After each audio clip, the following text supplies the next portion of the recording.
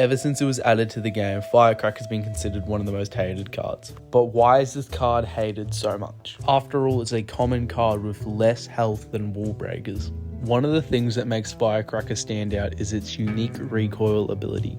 After every shot, she will recoil back 1.5 tiles, which uninterrupted can give her the ability to counter Peckers and other win conditions. Another thing that makes her stand out is how little skill it takes to use her.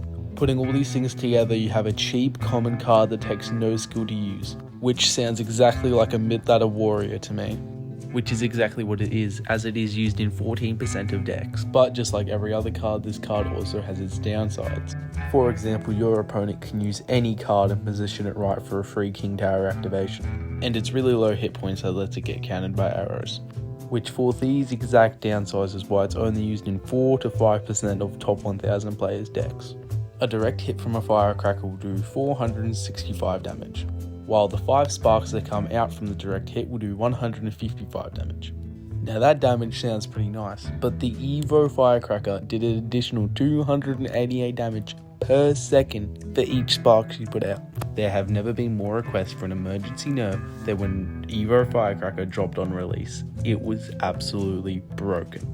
So to conclude on why this card is one of the most hated in Clash Royale, can come down to 4 points. One of them is how cheap it is. It's only 3 elixir and you can get lots of value from it. And another one is how little skill it takes to use it, its uniqueness with its pushback ability, and its broken evolution. But luckily it will stay in mid ladder because that's where it belongs.